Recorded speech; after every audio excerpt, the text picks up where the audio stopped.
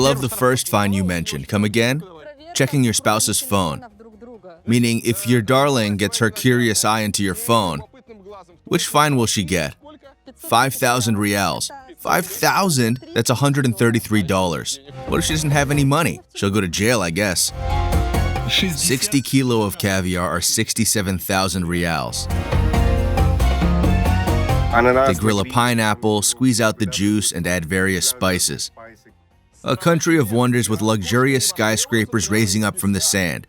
A country going to its bright future, building futuristic cities and taking care of its citizens. A country worth visiting. Stop. My friends, that's how my video about Saudi Arabia might have begun if I did everything right. The thing is, no one is allowed to shoot anything here. Police and security are all around, and you must have a filming permit. To get it, you apply at the local ministry and tell them what you're going to shoot and how, and whom you're going to talk to. Of course, you will get your permit only if you show and describe the bright side. There's no bad news here. Saudi Arabia prefers to hide its problems, ill decisions, and negative sides. Well, I decided to ignore their filming permits. I don't want anyone to control my work. I want to see the real life here, and made a video at my own risk, as I always do. Let's have a look at Saudi Arabia and hope I don't end up in jail.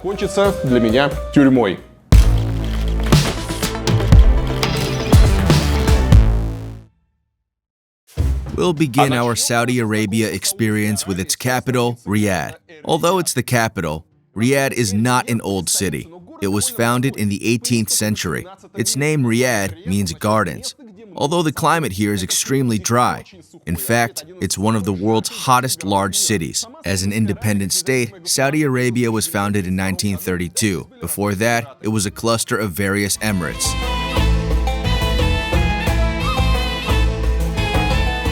Saudi Arabia has lots of skyscrapers, and the most famous and famed one is behind my back. You may see it on many postcards and on book covers for Saudi Arabia and Riyadh. The building represents the kingdom's center. It's 99 stories and 302 meters high. Until recently, it was the highest building in Saudi Arabia. People call it bottle opener. The world has several similar buildings, but when this one was finished, it was sensational. Everyone was impressed with its exceptional design, with the bridge and the high viewpoint. You can come up here and admire the Riyadh view. The building was finished in 2002, and back then, the landscape was completely desolate. If you have a look at old photos made from the viewpoint, you'll see an endless desert with tiny houses going in both directions. With seldom many skyscrapers, the view was impressive. I came up there once to see it back then. We won't go there now because I can't shoot anything there. Well, just like anywhere in Saudi Arabia. Plenty of objects in Saudi Arabia are named in honor of King Abdullah. He was the 6th king of Saudi Arabia. This is the main road, a huge highway crossing Riyadh from north to south. It was named after the 5th king of Saudi Arabia, Fahd. It's the King Fahd Road. New parks or areas are named after the 7th king. Everything is associated with kings in Saudi Arabia. Unlike UAE with their plenty of sheikhs and various emirates, here they only have one king. One more object the Saudis named after the king is the business center.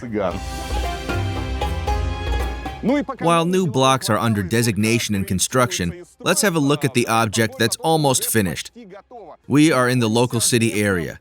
It's a business quarter, named after King Abdullah, the 6th king of Saudi Arabia. He ruled the country from 2005 to 2015. Lots of skyscrapers, lots of offices. Now they are for rent. It took a long time to construct it. Some of the buildings are open and in full operation. Some are at their final stage getting ready for the opening. The area itself is ready. People are walking around, cafes are open. We are at the very moment of awakening. The only thing they lack is the public transport, but it's also coming. The area has one of the most beautiful metro stations in Riyadh. It was designed by Zaha Hadid architects, and it's very typical for Zaha Hadid. A kind of bionic style with interesting lines. An enormous station. Sadly, not open yet, but it's coming soon. Ну вот уже тоже буквально вот-вот она должна открыться.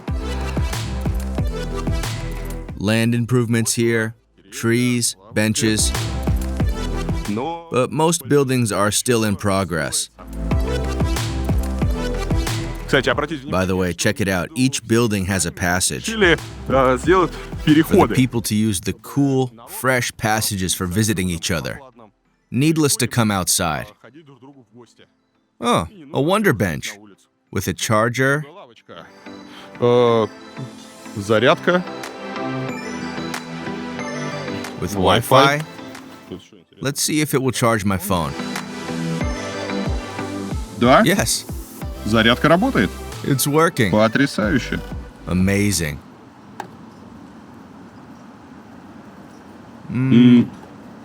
Or maybe not. They keep constructing, keep finishing something, improving something. Not all skyscrapers are open yet, but everything is almost finished. They finished the construction and are trimming the interior. In a year, the workers will leave, I guess. The plan shows passages designed vividly. They are marked in blue. And you see, all buildings are connected through passages. This way you can walk around the area fresh without coming outside. A large mosque is in the center. It's the main mosque in this area. It has unusual design, nice architecture. Looks like a big statue, a kind of shell set on the square. What else do we have here? A metro station is here. We'll try to go there now. It's cut off by the map. And a helicopter landing site, in case someone arrives to work in a helicopter. What could go wrong? We arrived in a nice area and even asked for a filming permit. Asked a nice, manager-ish man driving around in a golf cart. He told us we could shoot. We must shoot, because why would we hide the beauty they have here? He even offered us a lift in his golf cart for sightseeing. But my joy was short-lived. Security officers came soon. They said I couldn't shoot in here and asked for my permit. As usual, allegedly, I have to ask someone for the permit. No one knows whom, where, and why. It took them a long time to debate whether I could shoot or not. And finally, they decided to play it safe and prohibit my shooting. But they were really nice. They said, okay, you may keep the video you have already shot. Don't erase it. We respect your work. But I mustn't shoot anymore. They allowed me to shoot phone videos only, without using my professional camera. That's really weird. Some countries figure it this way. If you arrive at some trash heap with garbage, stray dogs, and mud, you can shoot all you want there. No one cares. But when you arrive at a nice place, you assume Saudi should be proud of it, and persuade everyone to shoot it and show its beauty and novelty. But no, you mustn't shoot the beautiful place. Go shoot trash heaps, garbage, and ruined houses instead. Let's shoot garbage bins then. They're not guarded yet. A monorail is coming soon, I guess. It will connect the buildings. Here, check it out. Prohibition rules. You must put on respectful clothes. I've never seen such a list. For some reason, they consider t-shirts respective clothes. Although a woman in a t-shirt would shock everyone here, I guess. An image of a modern, sophisticated Saudi Arabia. Check out the USB sockets here, for you to charge something. Look here, a woman with, what's that? A cello? Ah, I got it. It's a cello. Music used to be prohibited, right? Right. Music is allowed now. A woman with no scarf on is playing cello on the billboard. And here's an unescorted woman sitting on a bench with no scarf on. And she has jeans on. Extraordinary. Lately, Saudi Arabia has tried to avoid the image of a classical Arabian oil monarchy. They developed a whole program called Saudi Vision 2030. It's supposed to change the country's image for foreigners. They construct various futuristic objects, invite world-leading architects and sports celebrities in the country. All in all, they invest their best. The program was developed by their current leader, King Salman. He got his power in 2015, but he started to implement his project long before that. Say, Riyadh's diplomatic quarter was one of his ideas. It was founded in 1975 when the Foreign Ministry Affairs Office was moved here. After that, it was surrounded by foreign embassies and the foreigners themselves. Chain hotels like Marriott and Radisson are constructed here. They have a British school here, a kind of international nook in the Arabian capital. That's how the diplomatic quarter looks like. Lots of various embassies are in here. Palms, houses, everything looks beautiful, with plenty of security. I can turn on my camera in the suburbs, but I must be extremely careful, because the rest of the area is strictly guarded. Besides, there's a summit taking place here. Shooting is not allowed. I talked with Gusel about her life in the diplomatic quarter. She was born in Kazan and moved here due to her husband's work. How did you end up here? How did I end up here?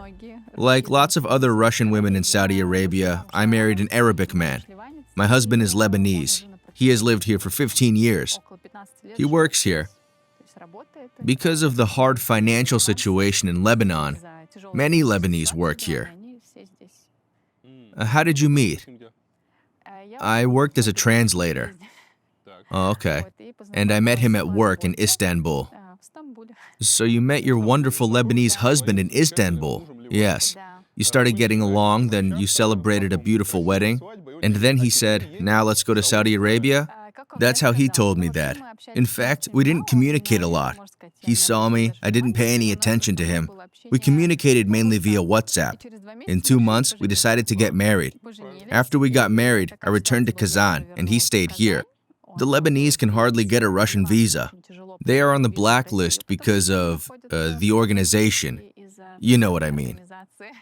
Yes, he is Muslim, and we couldn't have any relationships before the religious rite of marriage. Hold on, the Lebanese can't get a Russian visa because of Hezbollah? Yes, but they aren't Putin's buddies? He keeps chumming with them, doesn't he? No, it's rather hard. It takes a month or so. My goodness, okay, I got it. Well, he keeps chumming with the Taliban also. Okay, go ahead. Well, we talked online for 2 months. Then we decided to get married. I told my parents I was getting married. Online. You didn't know about Saudi Arabia yet, right? I knew he lived in Saudi Arabia, but you didn't take it seriously, right? I have a bad habit. Wherever I travel, I never read any guides or anything. I arrive there and let the country surprise me. Okay, when did he tell you to move to Saudi Arabia? Straight off, did he? He said Kazan is nice and so is Lebanon, but Riyadh is better. But you will live in the center of a desert. Okay, he told me that. I didn't know the country was so well developed. I thought I'd arrive to a desert with Bedouins and camels. I was impressed by the huge city. It's modern, multi-level roads, lots of cars, plenty of businesses. According to Gusel, before 2019, women were not allowed to go somewhere unescorted.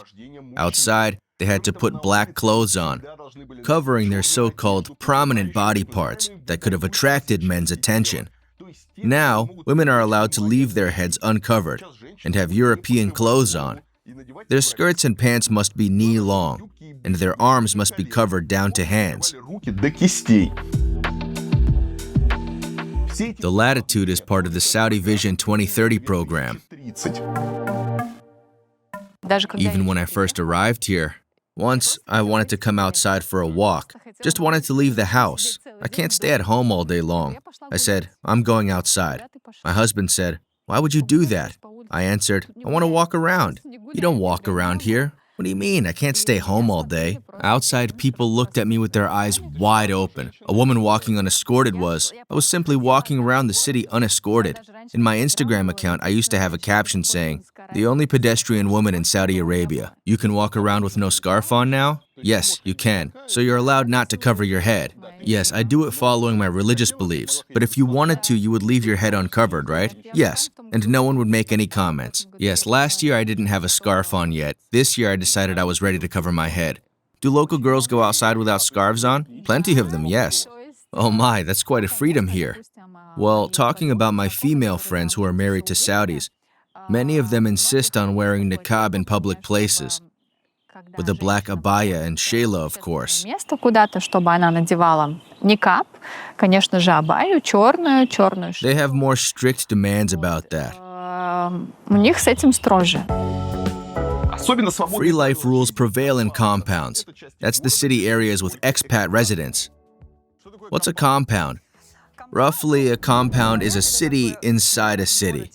A kind of place for expats. Are we in a compound now? Yes, it's a compound. It's a place for expats arriving to work here. Speaking of our compound, the locals are not allowed to live here. They can't even apply here. You mean they're not allowed to come in? They can come in, say, as visitors. You can invite them into your apartment for dinner, and that's fine. If you want to swim in the pool, you can't take them with you. They are not allowed here. Because of naked women in the pool? Yes, that's right. We have no restrictions here. You can go around wearing a bathing suit, shorts, crop tops. No one will comment on that. Can you go with no bathing suit on? You can go naked, okay. So you can suntan topless. Well, I've never seen that.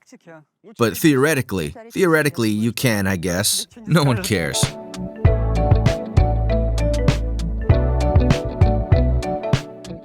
We are in a typical expat apartment, right? Yes, it is a one-bedroom apartment. You pay for a whole year. The apartment is 115,000 reals. That's nearly $31,000. A year, yes. Water supply is included, you don't pay for that, but you pay for power and internet additionally. Power and internet are nearly $100 a month each. Well, it's rather expensive. The total price is nearly $3,000 a month. Right. If your salary is $6,000 a month, you pay half of it for rent. Right, I rent a studio. A studio? Yes, I rent a studio apartment, it's cheaper. How much is it? 75. Okay, it's cheaper, it's 75. It's nearly 1,700 in total. For 2 tenants, it's fine. If you want a cheaper apartment, it'll be a worse one located in God knows where. In a block built from shit and bricks. Everything will be old, rusty, and filthy, maybe with cockroaches. But here, it's fine. It's fine, yes, pleasant to live in.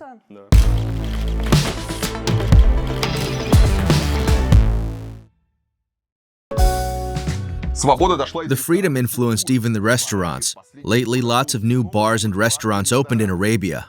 According to Islamic rules, alcohol is not allowed here. Right now, we have a street nearby. It's called Talia Street. It's located in downtown next to Al Olea Street. There are lots of bars, karaoke, hookah lounges. Some time ago, hookahs were also not allowed in public places. Is it okay now? Yes, you can smoke outside while listening to music. We even have sports bars now. A bar means a public place for gathering. There is no alcohol there.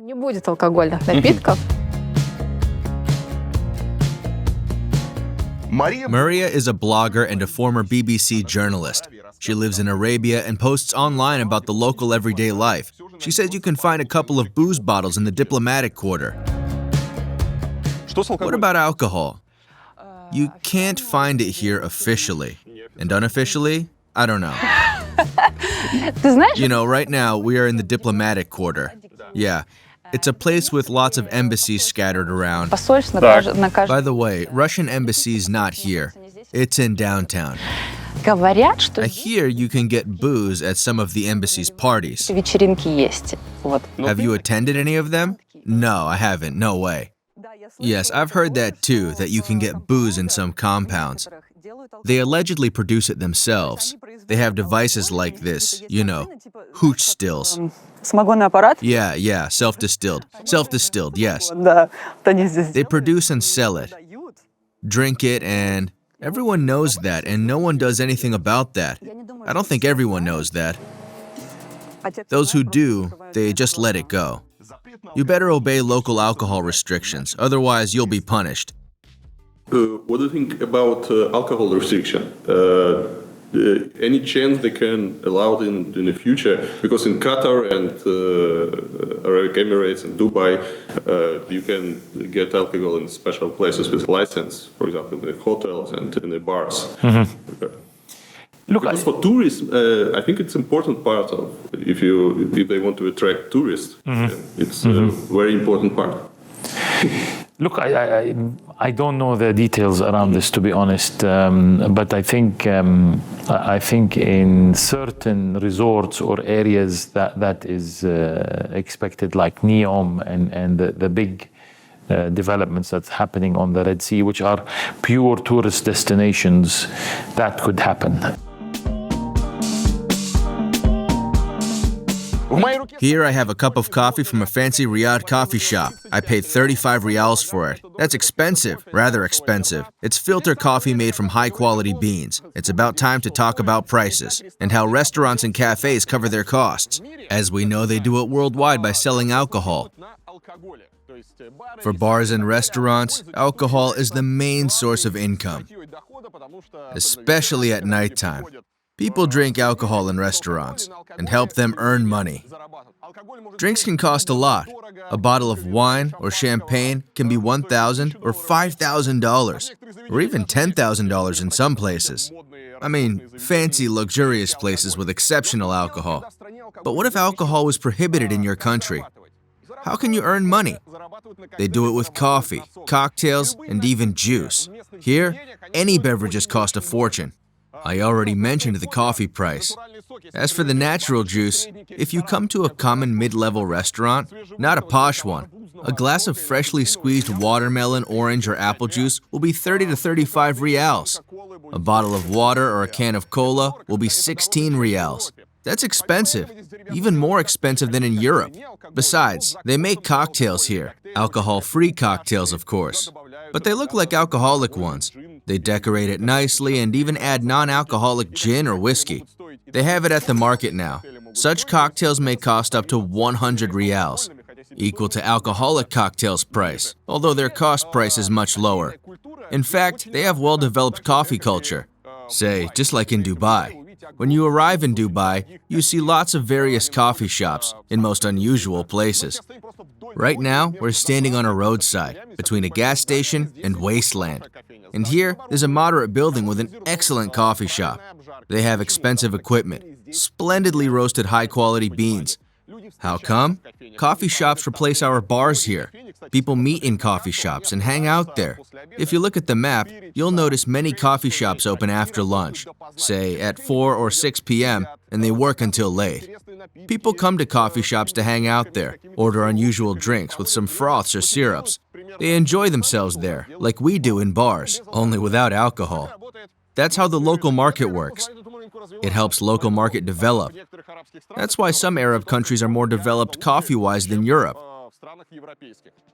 I asked Konstantin how they replace alcohol in restaurants. He is a manager of several restaurants in Arabia. Back then, say 5 years back, they used to sell juice for 40 riyals a glass, $10 for a glass of juice, nearly average cocktail price. That was boring, I'd say. Now, we have lots of alcohol substitutions, like non-alcoholic gin. I was among the first to bring it to Saudi Arabia and register it here. Gin and non-alcoholic whiskey.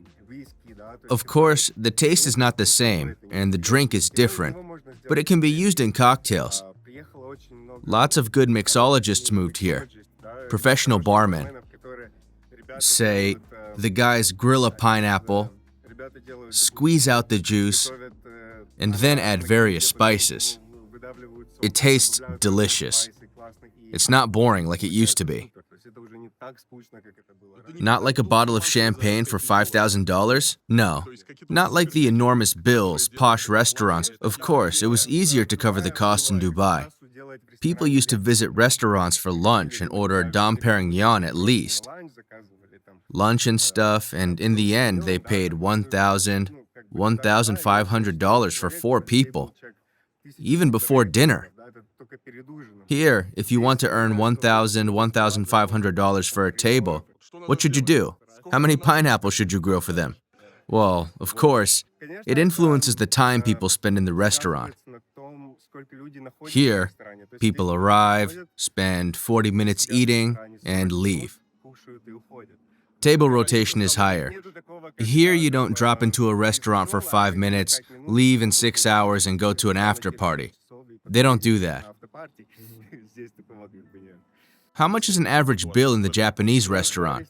We have two restaurants. The first one has an average bill of nearly 160 US dollars. In the second one, it's like 300 or 310 US dollars. Some restaurants still have separate rooms. One for men, another for women and kids. Back then, all public places in Saudi Arabia were divided into male and female sections. As women were not allowed to walk unescorted, they had family sections. Because women were escorted by their families, all malls, parks, and restaurants had such sections. Separate sections for single men or groups of men, and separate family sections for women, so that they could sit back, relax, and eat with their face slightly open, with no one feeling uncomfortable about that. Now, the separation has vanished.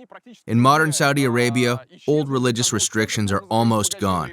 You can walk around the mall together, and men are even allowed into lingerie stores. Freedom and equality everywhere, except for some places. Hard to believe, but it's McDonald's. An American company must be open-minded and follow the trends, but their restaurants are still divided into family sections for women and single sections for men. Of course, single sections are for men, because women can't walk the streets alone. And I wonder, why McDonald's, Burger King, and other foreign chains working in Saudi Arabia still follow these restrictions, although the country itself has gone way forward and canceled them. Do restaurants still have male and female sections? Some do. Back then, malls also had them, but I don't know if they still do. Back then, if a mall store sold cosmetics or, yes, family sections, men were not allowed there. Well, now they are. They can even enter lingerie stores.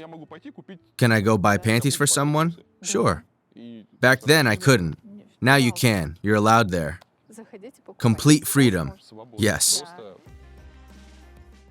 But both male and female sections do not sell alcohol.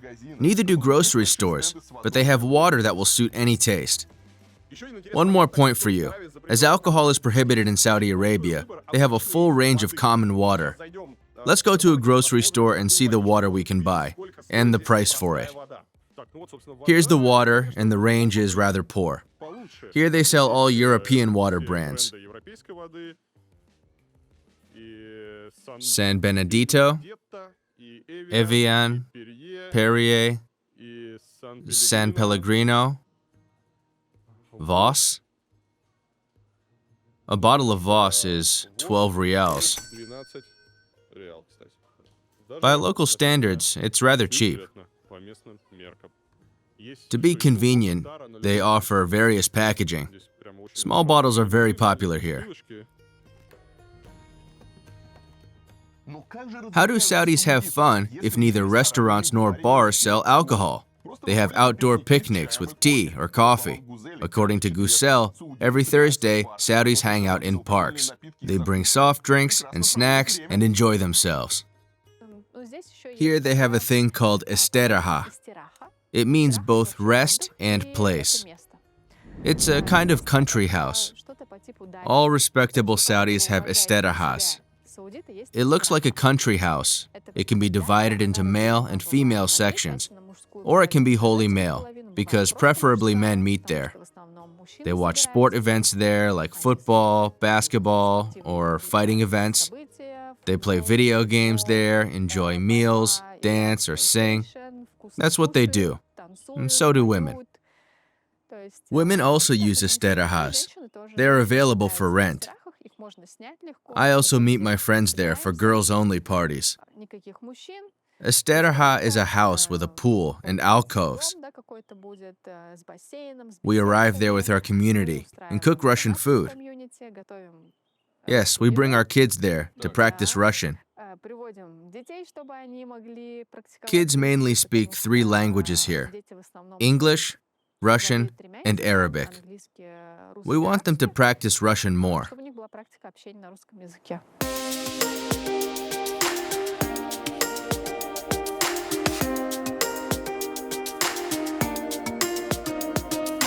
Расскажи, как у вас... How do you have fun here? You have no alcohol, and until recently, you neither had music nor cinema. How do local Saudis have fun? Well, in several ways. Say, malls are rather popular. We have lots of them, and they're large, so everyone goes there? Everyone goes there. They're cool, you can walk around feeling fresh and comfortable. They have food courts, you can meet friends and hang out, have coffee or lunch, go shopping, take your kids to entertainment center. That's what they do. I visited one of the luxurious malls. Let's see how rich locals enjoy themselves. My friends, I arrived in a posh and luxurious mall.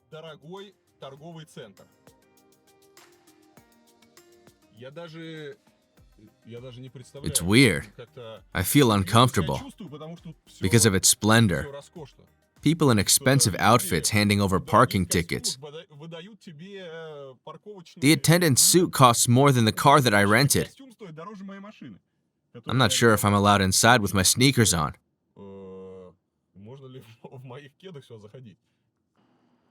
That's how the attendant looks like, with a nice cap and a snow-white shirt on. Well, let's take a look. Honestly speaking, I'm a little nervous. Luxury's always scared me.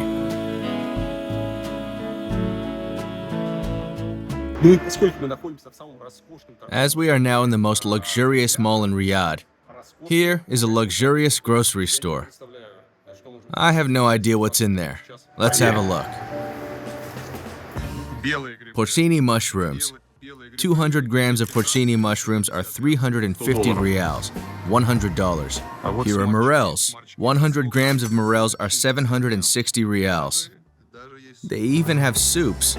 Gazpacho, carrot gazpacho, 96 rials for 50. Hold on, for half a liter. Half a liter of gazpacho.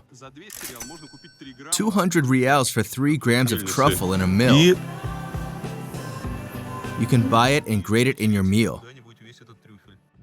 The price of black caviar shocked me even more. Just imagine, $18,000 for a kilo. By the way, the caviar is allegedly from France, but actually, they secretly say it's Bulgarian. Caviar from Bulgaria can't be so expensive, so they pack it up in Paris. 60 kilos of caviar are 67,000 rials. Those with no money can buy 50 grams for 3,300. A splendid food market we have here with sausages. 26 rials for 100 grams and 37 rials. That one is 37. Here's the most expensive sausage. It's 52 rials for 100 grams. Check this out. It says that an olive tree is from Spain. And a historical object, by the way. The tree is allegedly 500 years old. What does it represent? Luxury. It's a luxurious olive tree, I guess. Well, I guess the tree is luxurious because its crown looks like my hair. How can a posh place do without Richard Orlinski's animal sculptures? They are presented in Courchevel, in Monaco. He sells his sculptures everywhere. In fact, they are not so significant art-wise. But check it out. They fenced it off with a ribbon. Maybe people keep trying to touch the white bear. Of course, there is a whole store with Richard Orlinski sculptures, just like in Courchevel. Similar to Courchevel. Here are European women with low necklines. World-famous restaurant chains are about to open here, like Sexy Fish and some French restaurants down there.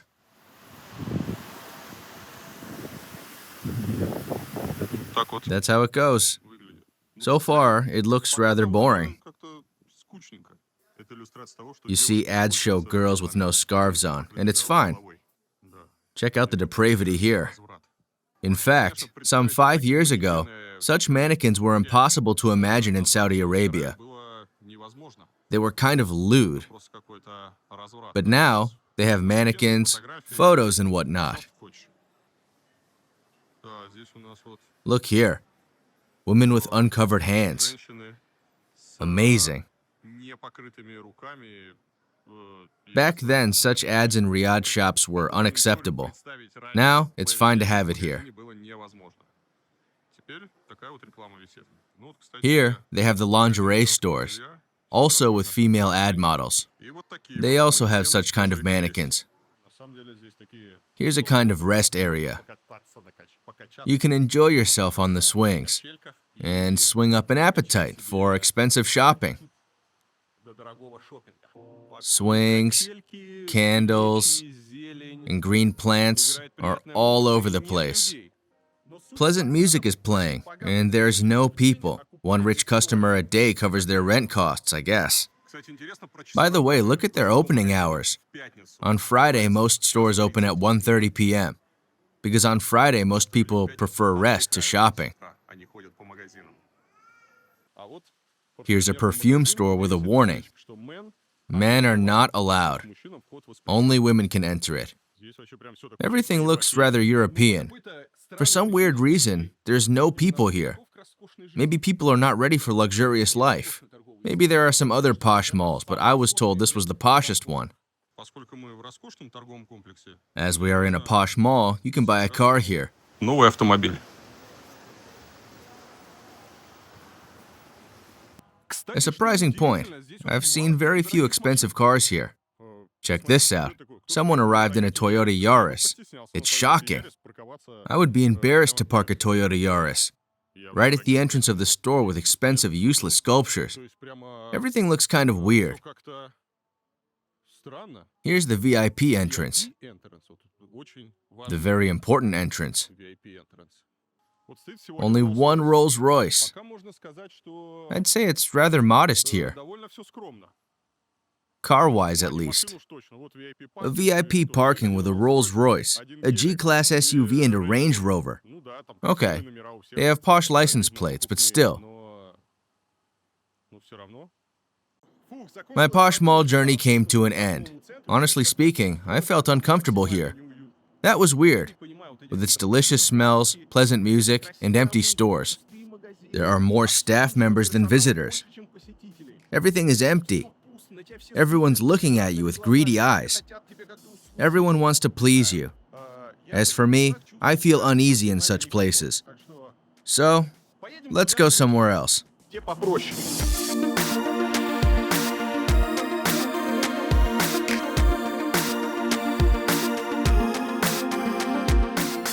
Besides the diplomatic quarter, Riyadh has other modern areas, like New Murabba. In February, Prince Mohammed bin Salman presented it as the world's largest modern business downtown project. They promise it'll be fancy and trendy, with green areas and bike lanes, comfy and ecologic, as we like it. With Mukaab as its growing center, a 400-meter-high cubic skyscraper, its design will remind us of Kaaba, the Islamic holy site in Mecca. Inside they are putting huge holograms that allegedly will make visitors feel out of time and out of place. Well, promise doesn't mean getting married. A popular wisdom, as you know. And here, promise does not mean getting built. Arabian world has a name for such architectural endeavors. It's called conceptual fantastic architecture. They invent some magnificent projects, like the highest towers, line cities, cubic buildings, and other unthinkable stuff. Then they show beautiful images for the world to discuss them. Sometimes they start the construction, but almost never finish it. Why do they need all of these projects? It's a skillful way to gain public attention and investments. Just imagine, you have a city, a desert city no one knows about, and you need to not only make people learn about your project, but impress them with it. If you try to do it directly, you'll have to arrange a huge advertising campaign, spending billions on it. Because how can you persuade people to invest their money into a desert? Or you can do otherwise. You can create a magnificently fantastic project, draw splendid images, and show them in a fancy presentation. That'll be much cheaper. You'll spend like $1 million. an acceptable sum. After that, the whole world will discuss your images. All architecture magazines will publish them. Maybe you'll even win some awards for that. Everyone will know you are going to build something fantastic. People will want to move there. They will want to bring you their money. They will buy the reality that's not been built yet. They'll expect to open offices here because everyone wants to live next to a world wonder. That's exactly what Arabs do. I remember they were going to put up a miraculous skyscraper in Dubai. It was like 10 years ago, and it's still not there. Or they were going to build a kilometer-high skyscraper in Jeddah, and its construction site is still empty, with just a small hump in there. There were a dozen projects more, a sphere building, a God-knows-what building. It rarely gets to the end. Now, they promise to build a fantastic cube with 400-meter verges, with holograms in, wonder cars out, and everything. That looks splendid. I'd like to believe in that. I'd like to reserve and purchase my portion there, to come closer to the wonder. But my sober mind tells me the cube will hardly ever be here.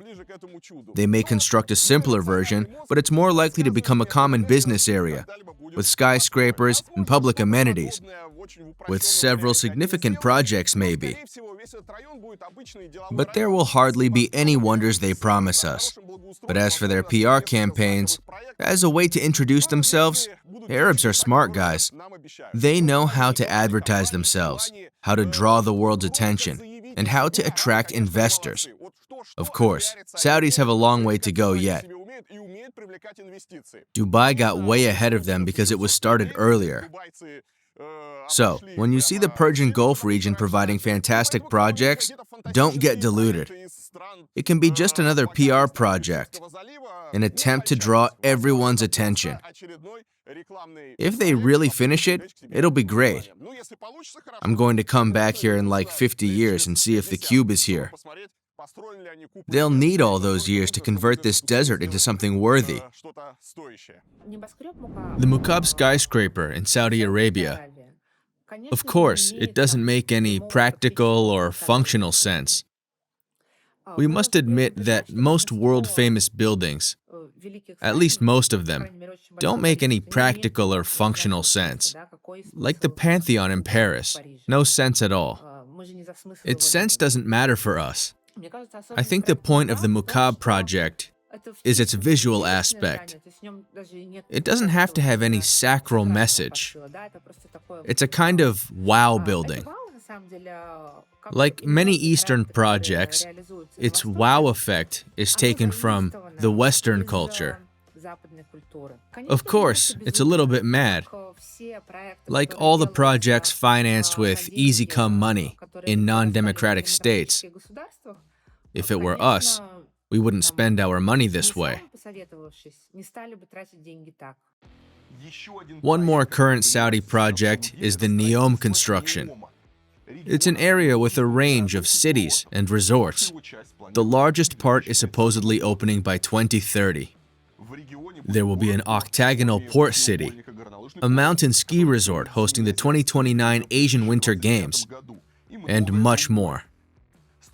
It's worth mentioning that the Saudi government provides most of the money for this project. NEOM is one of the world's similar projects, at various stages of construction. NEOM contains several concepts. One of them is the perfect city concept, originated from the Renaissance period, a concept of the perfect social system. Then we have a concept of everything stuffed up with the up-to-date technologies and being ecologically stable. And then there's a fancy concept of putting cultural and business centers together to get highly productive areas in the end. Honestly speaking, judging by the projects before NEOM, the concept hardly ever works. Surprisingly, in fact, some of the projects were really promising.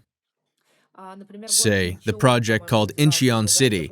It was way larger and more noteworthy, next to the airport in Seoul. They calculated everything there. A city next to the airport, with bike lanes and metro stations. They invited 4 universities and qualified designers there. But the project failed, because it's a rather difficult task to manage theoretical city development. It doesn't work this way. You can't just come somewhere and say, I want my city to lie here and be a success. For me, such projects have several goals.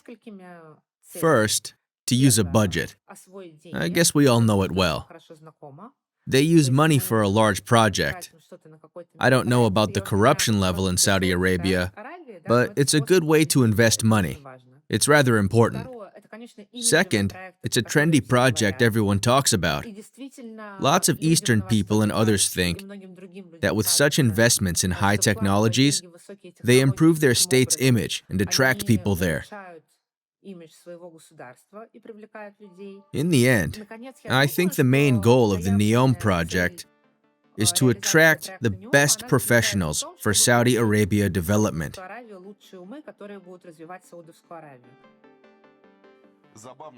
A fun fact is that NEOM is allegedly going to be super eco-friendly. Saudis declare it to use 100% renewable energy sources, but Maria claims the NEOM construction itself is worth 100 years of carbon emissions. As for the modern ecological architecture, eco-image is often more important than eco-reality. It's a kind of achievement exposure. Not only Saudi Arabia does it, lots of countries do the same. They say, we show our firm development in new technologies, with electronic cars driving around and solar panels all over the place. In fact, the result is unpredictable. It must be calculated thoroughly. For me, the typical pace to firm development is completely different. Less connected to endless technologies all around, and more related to smooth saving. It means avoiding excessive construction, avoiding unnecessary construction. For me, it's a sure way to our green future. With New Murabba and NEOM still under construction, Riyadh already has its own Times Square, with neon all over containing billboards and stores. Riyadh has its own Times Square. The locals visited New York, saw the world-famous digital screen square, and decided to get a similar place for themselves. And they got it. It does remind me of New York Times Square, only 2 times smaller. Huge digital screens, billboards, lots of lights, people all around. They lack people in the outfits of Mickey Mouse, Statue of Liberty, and Marvel characters trying to take pictures with you. Maybe some are out there. Let's check. Enormous area with food zones, jungles, spotlight fountains.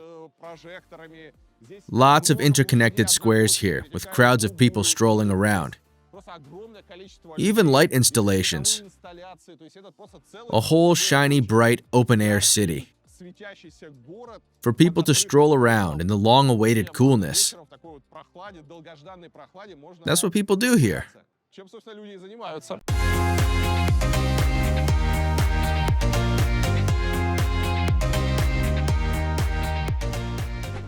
All the new Riyadh areas are part of the Saudi Vision 2030 program. That's a state program of Saudi Arabia for its social, cultural, and economic diversification.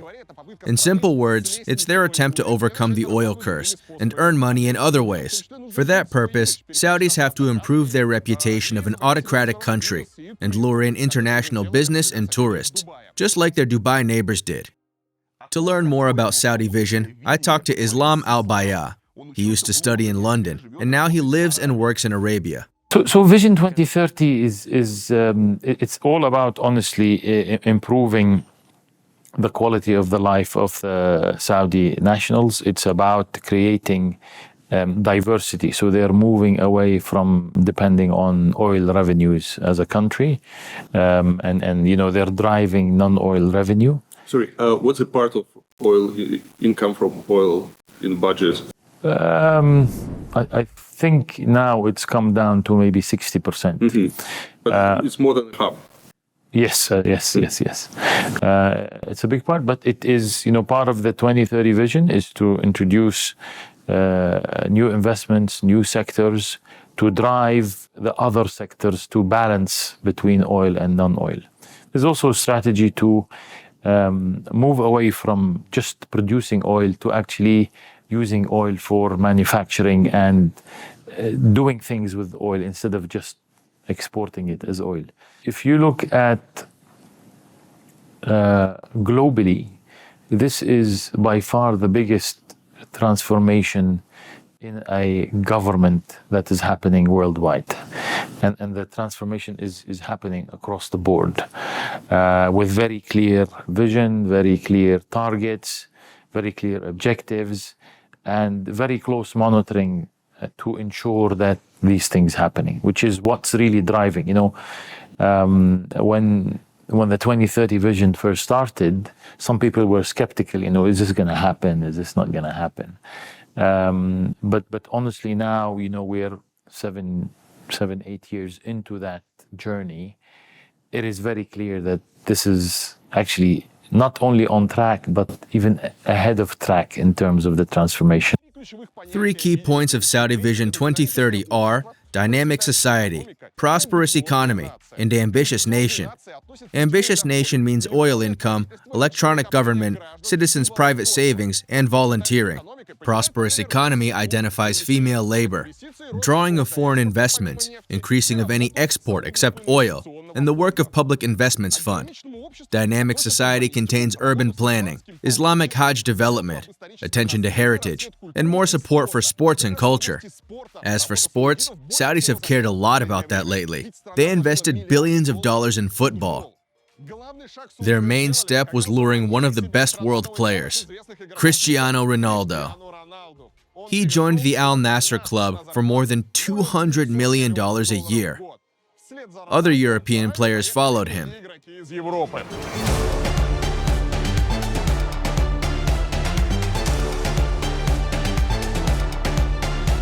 Can you explain me, the clubs are private?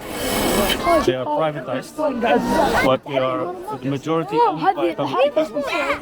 What is public investment? Public investment fund is basically the investment fund that uses the money from the government, from the country, to invest to get a return on investment.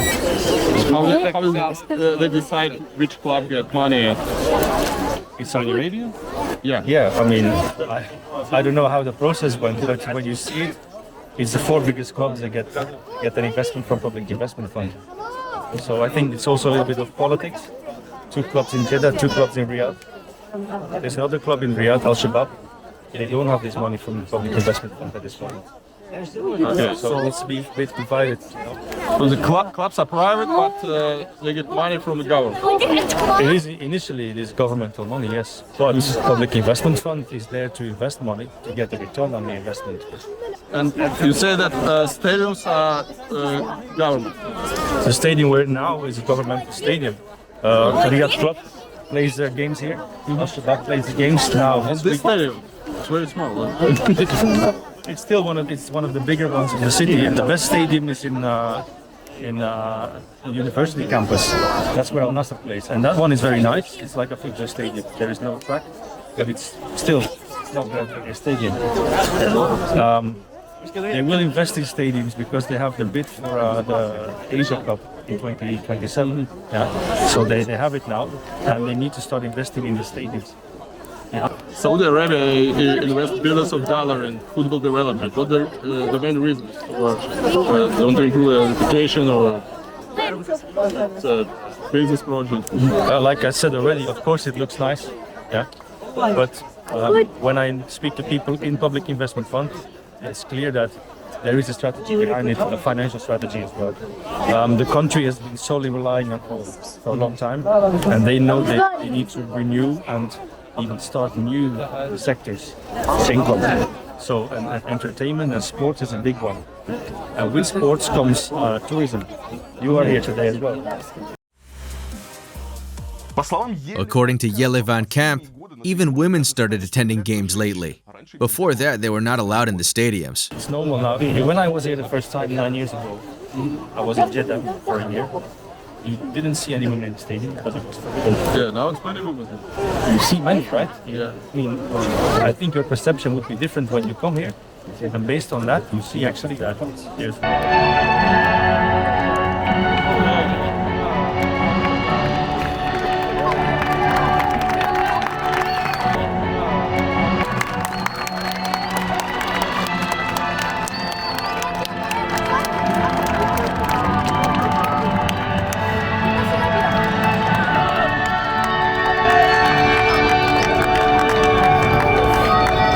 people in Europe are much more also in sport bars.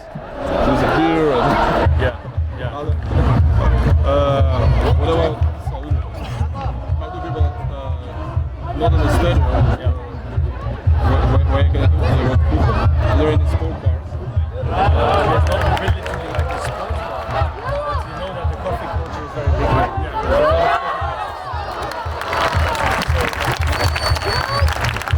When you go to, I would say, the center of the city, where Tahrir Street is, so it's a walking boulevard, there's a lot of coffee shops, shisha places, and they have big screens. Yeah, you can go there and sit and watch football. This game will be on there. In every shisha place, there's football on there. They drink tea, coffee. As I said, the main task for Saudi Vision 2030 is to end the oil curse. The state budget is currently 75% dependent on oil and oil-related income. Other export items provide at least 2 times lower income. The GDP of Saudi Arabia and represent about 85% of its exports to the world. This is why this is why the oil is very important for the Saudi economy, and of course its frontier economy in Saudi Arabia. But frontier economy is not something bad, because as we see that oil or energy is playing a greater and strategic role in any dispute, in any global battlefield, as we see, whether in Ukraine, whether in Gaza, or whatsoever. Therefore, energy is very strategic, and as long as Russia also, they have one of the biggest reservoir of the oil worldwide. Therefore, Russia also can handle a lot of things worldwide, because energy maybe is like the nerve center of all the economic activities worldwide.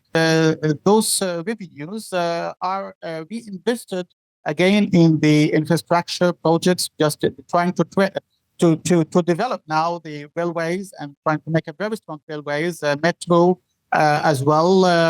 Of course, the routes, logistics, in addition to also that the infrastructure in the human being, including universities, the schools,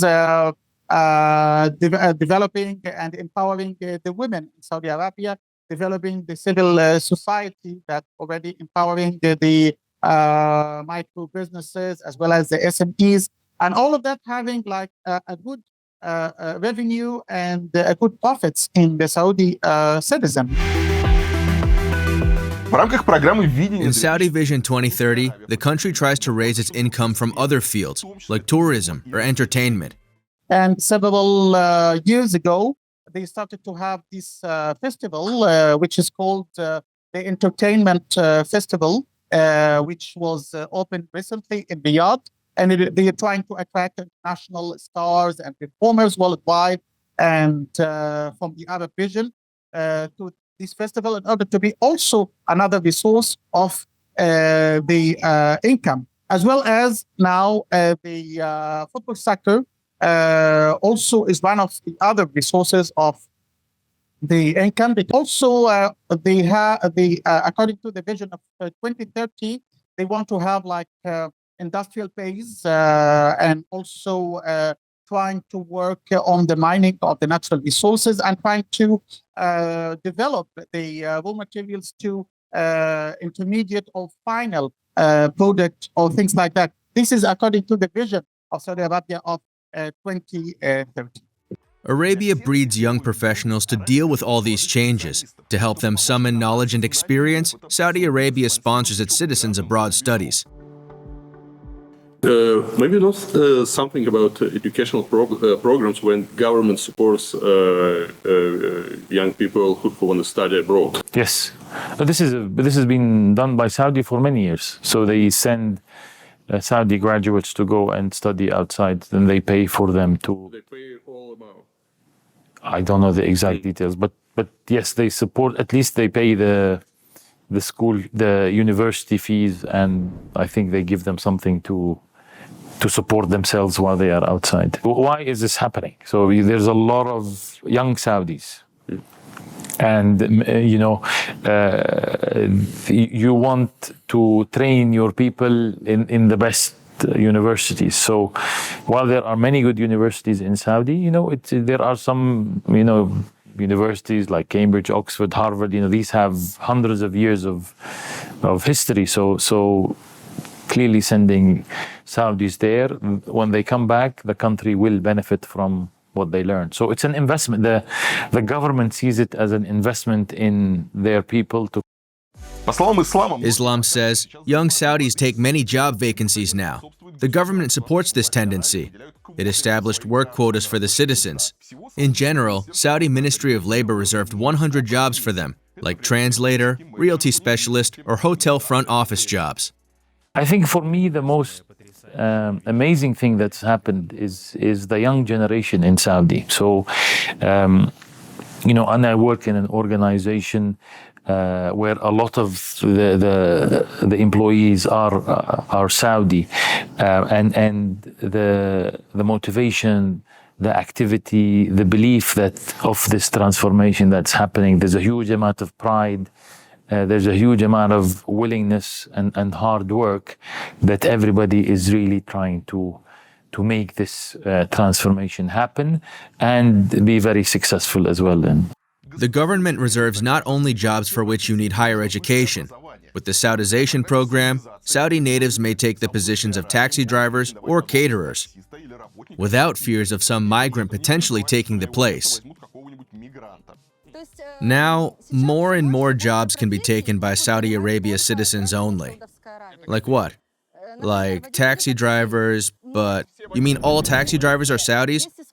No, not all of them, except for foreigners with driver ikamas. It means his main job is driver. But in services like Uber or Careem, 90% of drivers are natives. So are pharmacists. Who else? Mall shop workers, hotel receptionists. Are they? Is that the legal restriction? Yes. Oh my. They take more and more jobs. Say, accountant should be Saudi too. I'm not sure. I can't remember the whole list now. They keep reviewing it, adding new jobs there. The Saudi Vision 2030 program contains not only brand new futuristic buildings and cities, it also means the country's historical area's renovation. To have a look at Saudi's changing ancient city architecture, I arrived at Jeddah.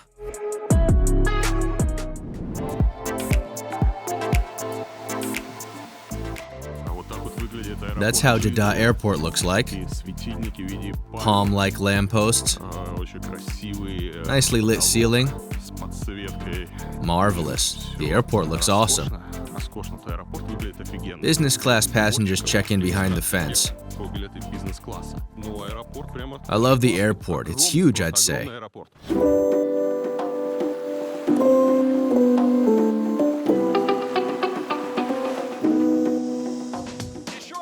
One more point of Saudi transformation plan is to turn Jeddah into a large tourist center. Here's the Jeddah Jewel, a 30-kilometer boardwalk going along the Red Sea. Its capacity is 120,000 people. Well, not in this heat. Now, here are just guards, migrant workers, and beautiful me, standing alone on that magnificent Jeddah Corniche boardwalk. It's nicely improved, with smooth paving, trees, bushes, and cafes. A pleasant place for walking around or running, with people cycling and roller skating along the boulevard. Well, as soon as the heat steps back, now everyone's soaking off in their cool offices. Oh God, it's freaking hot. Wow, just like in summer. That's how public toilets look like. a bit shabby. Looks like I have to pay to use it. The toilet is locked. I have no idea how to use it. Should I press here? What then? Only the smell suggests there's a toilet inside. I have no clue how to enter it. Everything's shabby and broken. The thing's not working, sadly. That's it. And they call it a public toilet. They surely don't respect the public. Well, with no people around now, maybe they open it in winter. I didn't get it. Something weird's going on.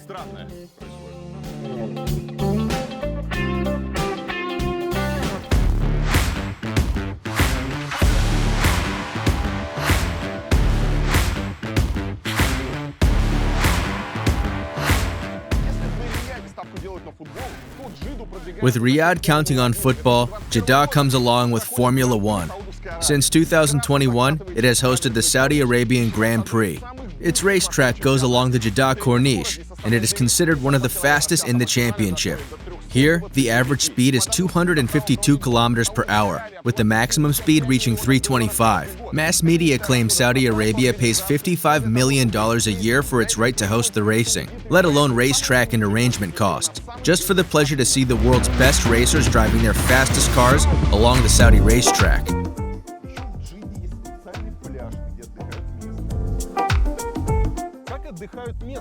In Jeddah, there's a separate beach for the locals only. How do the locals have fun? They go to the sea. Well, not exactly go. They drive here in their cars. Jeddah has a separate place with puddled sand for them. You can come up here in your lovely car and enjoy the sea view. It's so hot out there, you better stay inside. So they drive here, stay in their cars, listening to music maybe, talking and enjoying the view.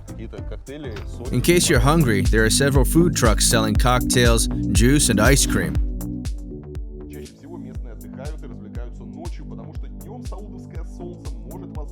The locals often rest and have fun at night, because the Saudi sun can easily burn you down in the daytime. In fact, everything you see was caused by the local climate. As I've already mentioned, it's very hot in Saudi Arabia. Even now, at the end of October, it's plus 40 degrees Celsius in the daytime. The streets are empty. People come outside at night. Restaurants and coffee houses are open till late at night. People stay outside till 1 or 2 a.m. That's why illumination in public places matters a lot. They pay great attention to illumination here.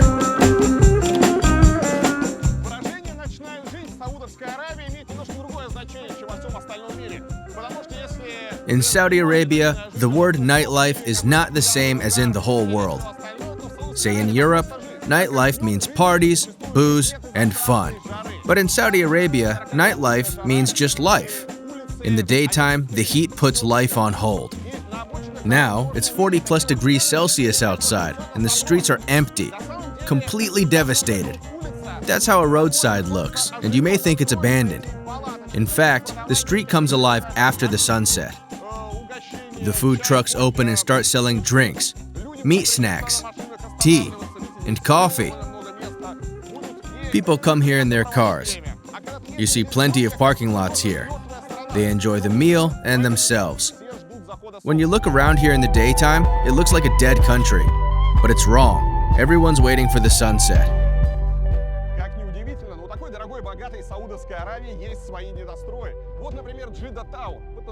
You'd be surprised, but even rich Saudi Arabia has unfinished buildings. Here's the Jeddah Tower, allegedly the world's highest tower. It was expected to become the first kilometer-high skyscraper. That was the way for the Saudis to beat Burj Khalifa in Dubai and show everyone the Persian Gulf's longest tower. But they had a problem. The construction of Jeddah Tower started in 2013. In 2017, some of the country's ministers, businessmen, and even royal family members got arrested. The reason for that remains unknown. Both struggle against corruption and race for power were suspected, but the period definitely secured the power of heir Prince Mohammed bin Salman. By the way, Saudi Vision 2030 was his project. The arrests affected the Jeddah Tower construction. In 2018, the process came to a halt. Only 1/3 of the tower was ready then. The construction was resumed in 2023. The kilometer-high response to Dubai is still in progress. The area around the tower is completely empty now. It's a fenced-off, endless desert. They decorated the access with palms. And there's a lone pimple here. A small lone pimple about to become a kilometer-high tower.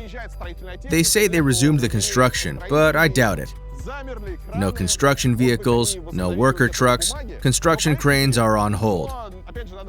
Maybe they resumed it in documents. The project is fascinating, but bear in mind, God knows when it comes to an end.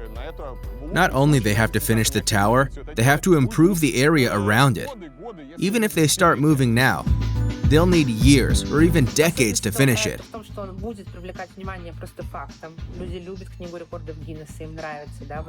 The project is special because it will draw attention just with its existence. People love Guinness World Records. They really do. They come to Dubai just to look at Burj Khalifa. Speaking of its utility, the skyscraper is absolutely useless. With its height, the price for 1 square meter is crazy. Now, I think we should compete not for the highest building title, but maybe for the most interesting one. A skyscraper with an appropriate city life. If we declare a skyscraper contains a whole city, then we can have a green skyscraper with open terraces for people to walk around there, make friends, and spend time the same way they do in nice cities. Those who end up with such a project will be true heroes. Jeddah's suburbs are also unfinished. Houses with no windows, a playground with a lone rusty slide, garbage, and wasteland. We are in the suburbs of Jeddah. As for the quality of buildings, it looks rather sad. Typically, they have concrete boxes 5 or 6 stories high, put up very close to each other. They seem to take up every spot. No one cares about insulation either. Square meters are all that matters. Speaking of residential areas, they look typical for the Arab world. Most of you have visited the Emirates. Here, it looks the same, just a little bit cheaper. There are several types of residential buildings. The fanciest guys live in villas. I mean, the richest villas. Thousands of square meters, with private water parks and pools, entertainment centers, everything for you to stay right in. People with money just build their own private small hotels to live there and receive guests. They have private restaurants, private chefs. Well, a luxurious place. People with less money occupy simpler villas. They are also large, but more densely constructed. Such villa areas are also common here. A flying bag, check it out. Trash bags fly here instead of birds. Besides villas, people tend to live in apartment blocks. Here, I mean significant apartment blocks. Modern buildings, sometimes skyscrapers.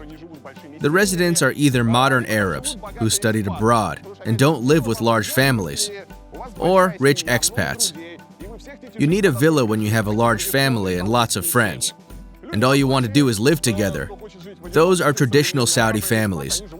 As for modern Arabs and expats who prefer to live alone, they live in expensive apartment blocks. Nice view apartments, good design. It's also very expensive, like in Dubai. There are lots of so-called middle-class people. Maybe they prefer villas, but they can't afford it. They are mostly workers and service staff, middle-class people.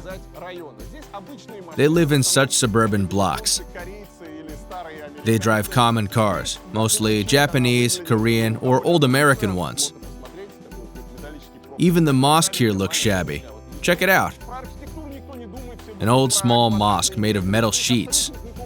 No one cares about design. They care about their square meters. No amenities here. No pavements, no trees or anything. There are some trees growing all by themselves, but no one really cares about amenities. Heaps of garbage are all around. Lots of trash here. Oh, soldiers are here.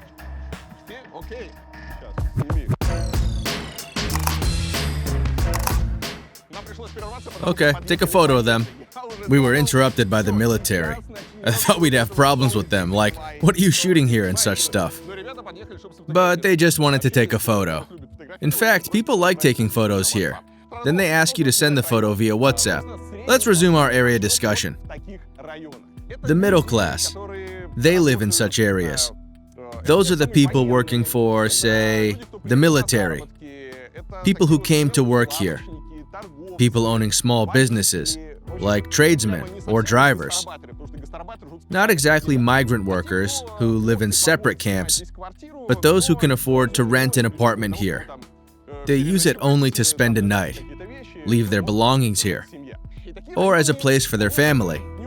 In fact, such areas are rather unpleasant. They are hot and filthy. Nothing to do here. How can they live here? But that's how real Jeddah looks like. Tourists will never see it. As you see, it looks rather sad. Brick plastered boxes all around. The main wall can be stone clad. Every construction site, buildings are put extremely close. Everything looks very simple. Concrete boxes all around. Brick walls are for service rooms. Some windows, maybe bathroom ones. Later they'll put one more building here, and it will block the light for the other houses. When you drive around the suburban blocks, you feel rather weird. Because when you hear about Saudi Arabia, you imagine something truly miraculous, with splendid rich princes walking around. You think it'll look like Qatar or Dubai, with marble all around, with clean, nice houses. Something incredibly marvelous and extremely rich. In fact, while driving around, you see everything looks shabby and filthy. They do take care about some small areas, but you hardly see any of them. Most cities are not ready for tourists yet. A Mercedes is parked over there, with a piece of cardboard inside it, filthy and dusty all over, with another abandoned car parked next to it. Wastelands, construction sites. If you arrive to Saudi Arabia and expect to find a miracle here, then no. There's no miracle here. That's how residential areas look like. Shitty roads. Reminds me of St. Petersburg suburbs. In Arabia, they can possibly not finish skyscrapers or suburban areas, but they are extremely careful when it comes to religious objects. Mecca Gate is precious for all Muslims. The Hajj takes place here. It's a holy pilgrimage that each Muslim must take at least once. The pilgrimage ends in Mecca, a holy place where non-Muslims are not allowed. Andrei Markilov pretended to be a Muslim to enter the city. How did you manage to visit Mecca? That was a long way from me. You can't go there for no reason. It took me nearly 2 years. I couldn't just come up there, right? Only Muslims can do that. So I had to convert to Islam and get a certificate confirming that. Your promise won't do. You can get this certificate at a mosque. That was a mosque in Moscow for me. There, you must pronounce an Arabian Islamic oath. It's called Shahada. Then you ask them for an official certificate. It must be translated and contain 2 stamps. After that, you're allowed there. But it's not that easy. You can't come there without knowing their habits and rights. It's unacceptable. Before my converting and visit, I had to learn Arabic language. It took me 9 months to study it. Then I read all the scriptures, including the Bible, Gospel, and Quran. I think I even read the Quran twice. I learned all rights and habits as much as I could, as I didn't want to insult anyone or look stupid, and as I wanted to show my respect for their culture and religion. After I finished my study, I said, enough for me, I gotta go. And so I went. Was it difficult to enter there? Any security issues? How did you end up in Mecca? After I got my converting certificate, I visited a travel agency arranging pilgrim tours. I showed them all due documents, paid for the trip, and started my travel. At Mecca border, well, there are no direct flights there. First, you arrive in the nearby Medina city. The security is not so severe. I showed them my passport and visa, and that's it. They let me in. Have you learned about the consequences you may get if they discover you're not Muslim? What punishment would you get? How did you feel about that? Of course, I thought about that. It was a challenging adventure, much like a medieval pilgrimage or something. As for the punishment, you know, I would be thrown stones at if they knew it. In Mecca, Andrei saw the Kaaba, a cubic Muslim sanctuary. He says it's the world's most magnificent holy place. Kaaba looks like a black cube. It stands in the middle of the sacred mosque, located in the center of Mecca. In Islam, they call it House of God. Kaaba is a cube-shaped structure covered with black silk. The cloth is embroidered with golden threads, forming surahs, Quran verses. Kaaba is encircled by endlessly moving people. That's a holy ritual performed by Muslims during their pilgrimage. It's called tawaf. The circling has gone on for like 1,500 years or even longer. Before Islam came to Arabia, Kaaba most likely was a pagan sanctuary. It also gathered believers around. But those who believed in gods other than Allah, they used to perform the same ritual. So you see, it's impossible to say for how long people have performed the ritual. For a long time, surely. It stopped only once, during the COVID pandemic. In 2020, Saudi government closed Kaaba for visitors. What was your impression? Was it worth it? It certainly was. I was immensely impressed. I will always remember it. I can tell you a story about it. When pilgrims left Ottoman Empire and Istanbul for Mecca, they burnt out their eyes after returning home. They used lead for it. They melted it on fire with a spoon and fixed an eye like that until it leaked out. That's how they showed they couldn't see anything this beautiful anymore. I was really impressed. Not to this extent, but still. Andrei says you can visit Mecca without cheating, but you can hardly learn about these days. Speaking about other ways, it started with the task on Artemy Lebedev's website. The task was to think of a way to visit Mecca. The idea just fascinated me then. Some suggested ways that were rather peculiar, like enlist to French special forces and wait until terrorists invade the sacred mosque. That's a real case of 1979. Back then, Saudi government had to invite French special forces. I hear not all of them were Muslims. Have you tried, say, sending their Ministry of Tourism an official letter, explaining the situation and asking to let you in? Or is it useless? I guess it's useless. What can happen if someone non-Islamic goes to Mecca? I guess they will try and deal with it depending on the crime severity. Why did they come there? Just to have a look. How much time did they spend there? You can never tell. People may have various reasons. How does Mecca deal with so many people? Millions of pilgrims. They got used to it. Do they have hotels or any services there? They have plenty of hotels, yes. Everything's well organized. People got used to it. It's their way of life. How many times did you visit it? I can't even count. Many times. You can simply go there on taxi, right? Yeah, it's not far away.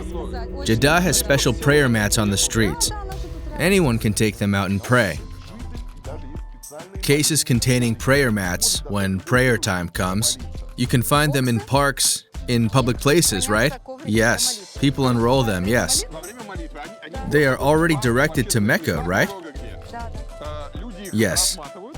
You don't have to look for Mecca direction. You just unroll the mat and you pray. After that, you put it back. You just have to turn the handle. I'll put it back. Okay, I got it. Maybe it needs to be fixed. It contains a long mat and you just unroll it. You can find them in the parks, at the squares, so you always have an opportunity to pray. Saudis take care of religious heritage, but not of historical one.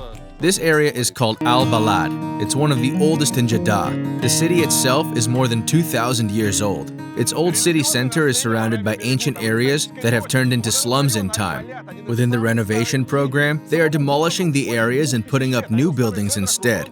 The people here had no choice. Mass media claim up to 1 million people can lose their homes due to the renovation. Here, in the city south, most people are poor and cannot afford moving. On top of all that, the removal caused increased housing demand in Jeddah, and the prices got 2 times higher. For many people, it was a disaster. The reconstruction deprives the old city of its heritage. People arranged their life here for ages. Several generations lived on one in the same spot, but now they became homeless. Old quarters are almost devastated. Several houses over there are fenced off. People still live in some of them, I think. We will come closer to check it, but it looks abandoned. Soon, skyscrapers will start growing here, typical for the fancy and wealthy Arab world. At least 500,000 people have lost their homes and have to move somewhere else.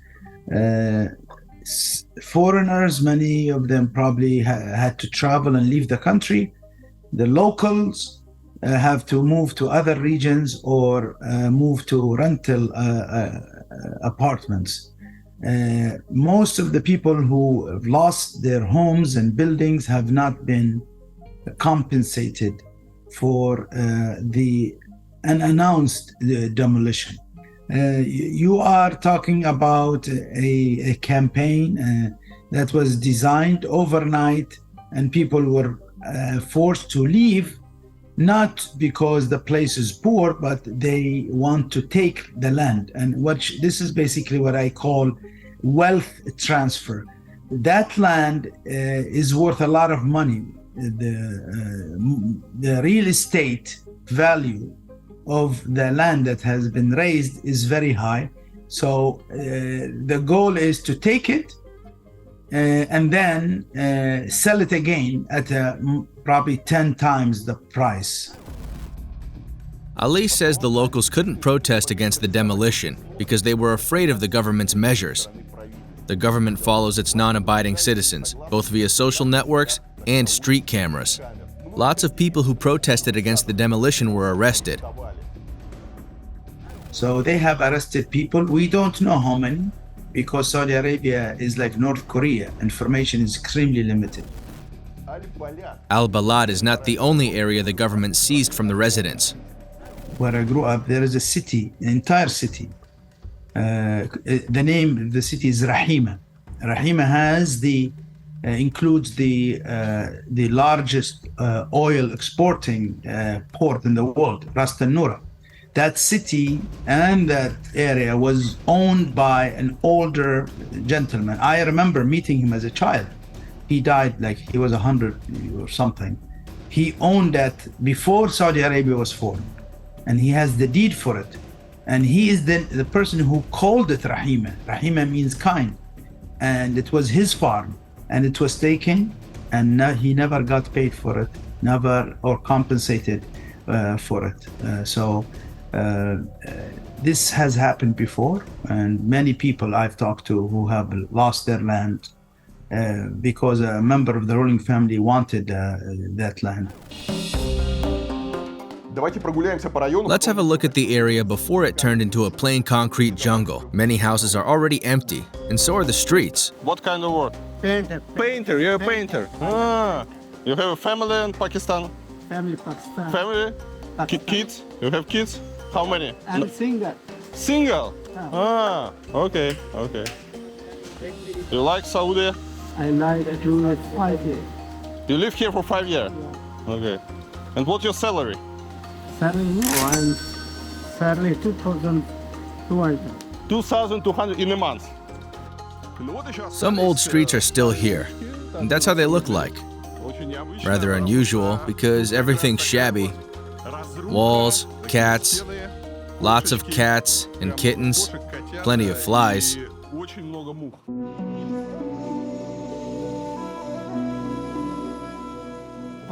This area is divided into 2 parts. One of them is still active. People live there. Workshops are open. It's filthy and fidgety, with lots of parked cars. Another part is already bare, with green-capped guards all over the place and prohibited parking. They already started renovating it, and it looks completely desolated. Maybe they think tourists will like it. The guard occupies a manager chair, just like a boss. Here starts the beauty to be. Crooked, old buildings. I can't say they are ancient, but they still have wooden window panes and shutters. I wonder what they'll do with them. Will they demolish them and build something new in the same style? Or will they keep and restore them? Well, with the unsustainable stuff the house is made of, the demolition will be easier, although it's not right. There's no life in here now. The stores are closed. Nothing's working. Well, I can see what they're going to do with the old houses. Here's a branded fence. Ministry of Culture and Jeddah Historic District. As you can see, they're not demolishing the building. They're partially disassembling the walls, reconstructing them, changing the cladding to stones and securing it. I guess they'll save the building somehow. Anyway, the old city that used to be here will vanish completely. All those tradesmen, locals, decades or centuries-long connections they had, the families that lived here all together.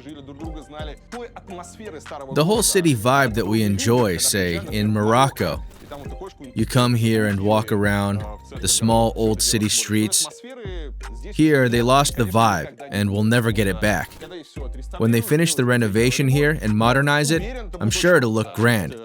Arabs don't spare money. They'll invite fancy architects for sure, use expensive components, and put illumination all over it. Open fancy cafes and Michelin-starred restaurants, but they won't save the main point, the special vibe.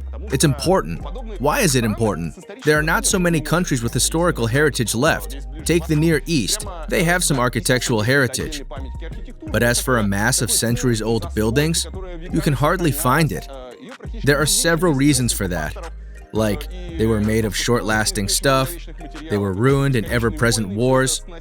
For me, if you have something genuinely interesting, you should do your best to save it. If you want to build something new, do it. You have plenty of spare ground, do it anywhere. But here's a historical district. It's not Middle Age. It was built a century ago. The houses are 50 or 100 years old. Not ancient, of course, but still, they had an established environment here, with all the locals, social connections, garbage, fuss, noise, and cats all over the place. I think they should have saved it, but they decided to clean it out, renovate it, and make it yummy. Here are the buildings that are about to be demolished or removed. They're empty. Their residents left them. The locals moved. The tourists are not here yet. The historical center is dead and empty. A cafe is still open here. They haven't moved yet. Inside, there's just garbage and devastation. Here are supporting poles, preventing it from falling over. But people already left it. Wow, check out the magnificent old door. The local government saved some historical details. Good for them. Like the old wooden door. I guess it served in one of the old houses once. The houses are already tilted or ruined, but the door is still here, neither thrown out nor sold. It's encased in a metal frame. Maybe later they'll clean it and turn it into an art object for the people to see how beautiful the old doors were. Or maybe they'll use it in the restored building as a historical item. Speaking of historical heritage and its value, please keep in mind there's no history without authenticity. You can't rebuild history. You should keep the rare, genuine historical items we have left. They enrich our lives and are extremely important. I love the door. I hope they keep it. Here's a little bit of life. Some workshops are already here, or still here, I don't know. They're obviously for tourists. They work with wood here. These streets are obviously old. Lots of flowers. They care about the illumination also. Good news for you. The cats hopefully will stay here, unlike the residents. The Ministry of Culture provided boxes to feed the cats.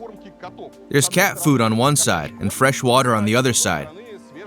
Cats can be sure they'll be fine, even without people who fed them and took care of them.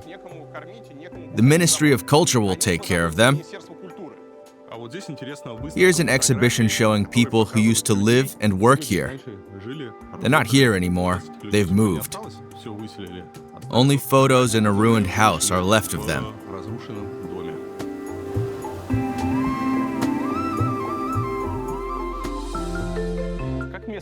What do locals think of the vanishing streets?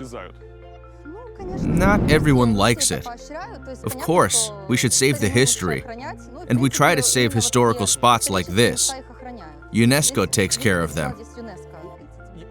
They take care of some separate buildings, right? Yeah, historically valuable ones. But they don't save the area, the district itself. It's a shame they don't save the local way of living. You were evicted too, weren't you?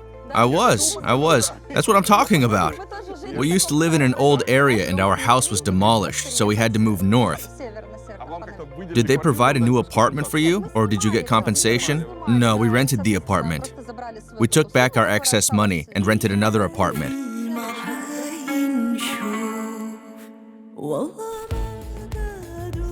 Despite the new Saudi vision, religious restrictions are still here.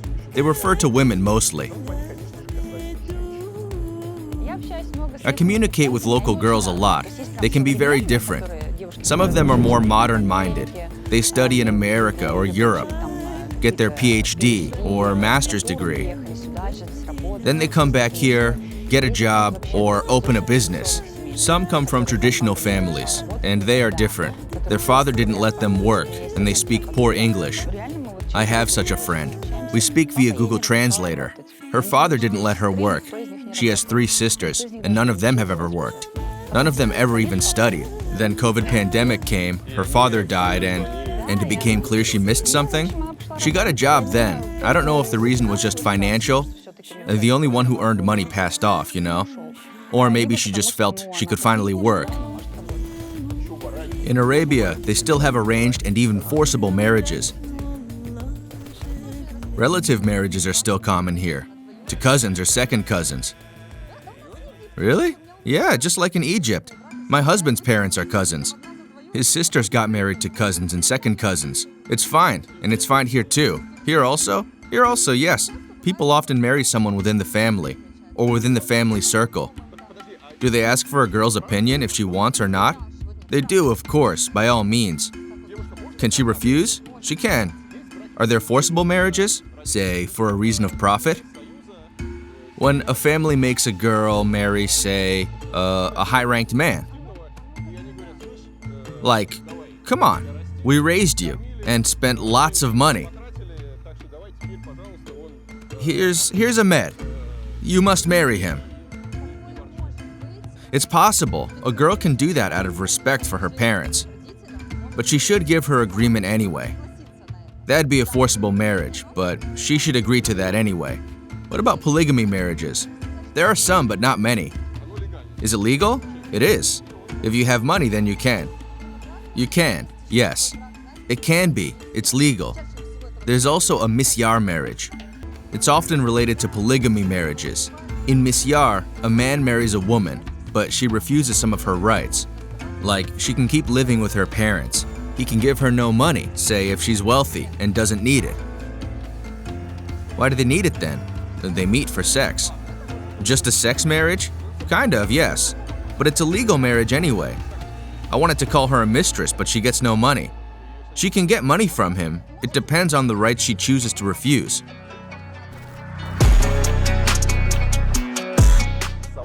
Anna says women in Saudi Arabia know their worth, and they can get divorced easily.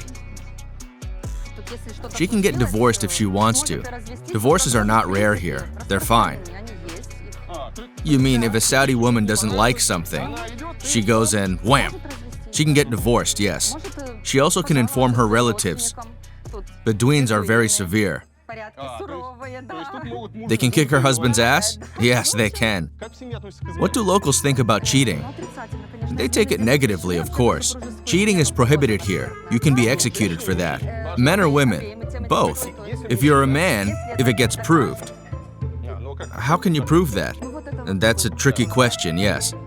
The same with women. If it gets proved, she'll be executed. Executions happen rarely because everything must be proved. Arabia government initiated high fines for breaking the laws. I love the first time you mentioned, come again, checking your spouse's phone.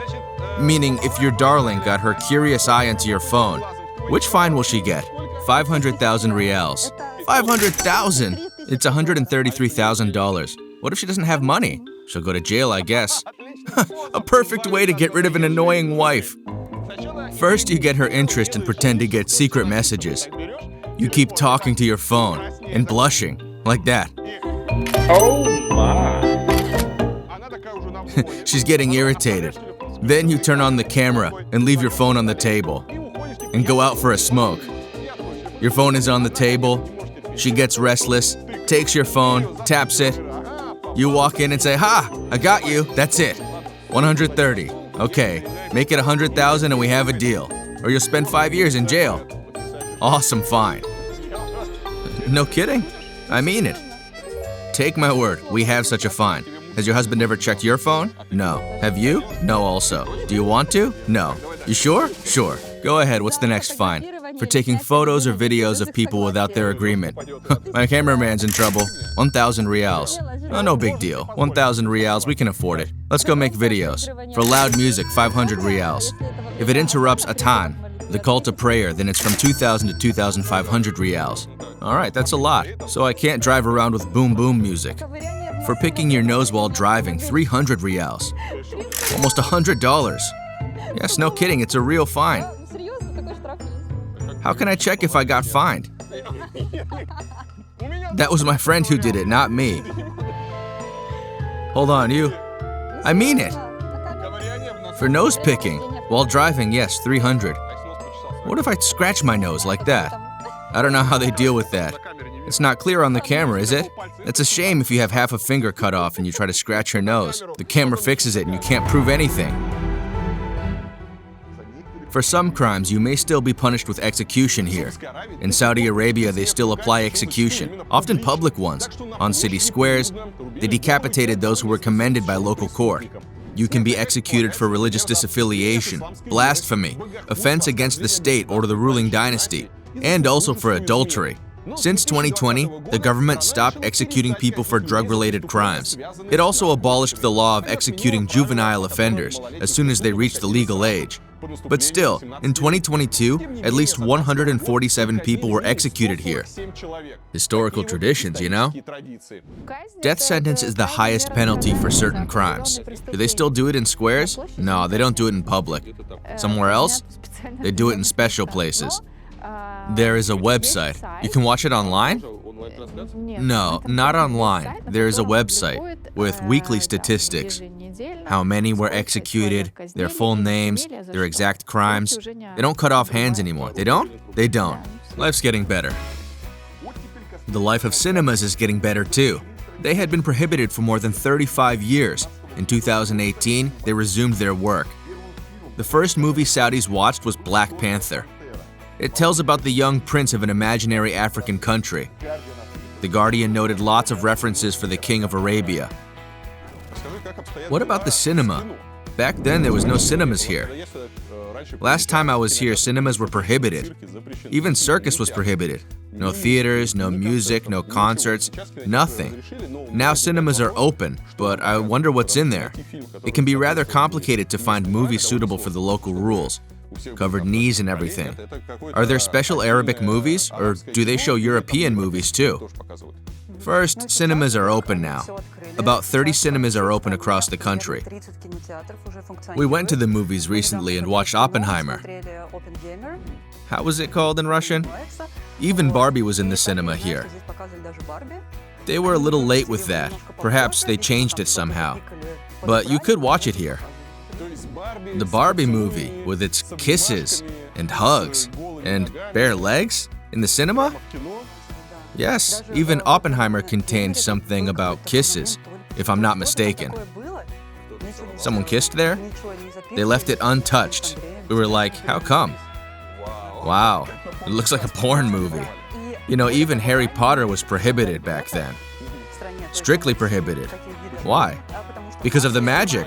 Magic is devilish? Yes, magic and witchery are outlaws. Now they are showing it too. In summer, we even had a music festival. Harry Potter and the Philosopher's Stone or something. The locals attended it and enjoyed it immensely.